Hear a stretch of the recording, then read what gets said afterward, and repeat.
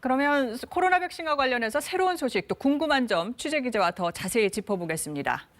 서병익 기자, 미국은 고위험층의 추가 접종, 그러니까 부스터샷을 발표했어요. 그럼 우리나라도 준비를 하는 건가요? 네, 미국 식품의약국 FDA가 장기 이식자나 암 환자 같은 고위험층에 대해서 백신 3차 접종, 그러니까 부스터샷을 허용하기로 했는데요. 네. 고위험군 같은 경우에는 접종을 완료하더라도 이 면역 형성률이 낮기 때문입니다. 우리나라도 8, 9월 접종 계획을 발표하면서 고령층과 요양병원 입소자 등을 대상으로 4분기쯤 추가 접종을 할지 말지 시행할지 검토하겠다고 밝힌 바 있는데요. 네. 최근 흔한 건 아니지만 요양병원을 중심으로 지금 돌파 감염도 확인되고 있는 그렇죠. 상황이라서 그 필요성이 더 커지고 있습니다. 오늘 내년에 사용할 화이자 백신 3천만 회분을 구매 확약한 것도 아마 이런 맥락으로 볼 수 있을 것 같습니다. 네.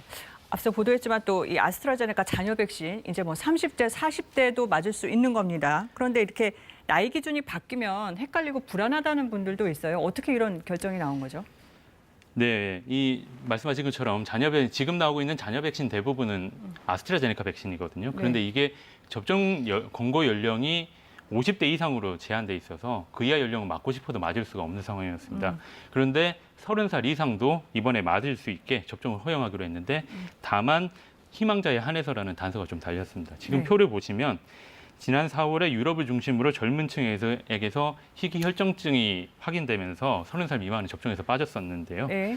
그러다가 지난달엔 50살 이상으로 접종 연령을 변경했다가 오늘 잔여 백신만 30살 이상도 다시 접종할 수 있게끔 또 바꾼 건데요.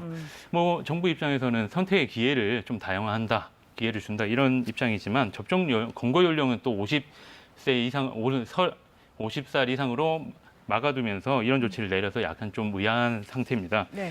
일단 접종받는 입장에서는 40대 이하 같은 경우에는 접종을 원래대로라면 26일부터 받을 수 있는데 잔여 백신을 선택하면 당장 내일이라도 맞을 수 있으니까 1차 접종은 좀 빨라지는 이런 장점은 있는데요. 하지만 2차 접종까지 간격이 기본 8주라서 6주인 화이자나 모더나와 비교했을 때 이게 짧아질지 큰 차이가 있을지 의문입니다. 네. 그리고 이제 정부 대표단이 모더나사를 우리 시간으로 내일 방문합니다. 지금 좀 조율된 게 있는 겁니까? 정부 대표단이 모더나사를 방문을 해서 일단 판매 책임자 등을 만나가지고 공급 차질에 대해서 일단 엄중히 항의할 예정이고요. 네.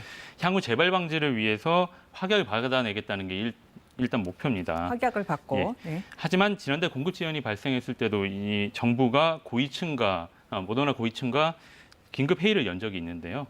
당시에도 모더나 측은 이번 달 공급에 차질이 없도록 하겠다고 약속을 했었는데 지금 어긴 상황입니다. 그렇죠.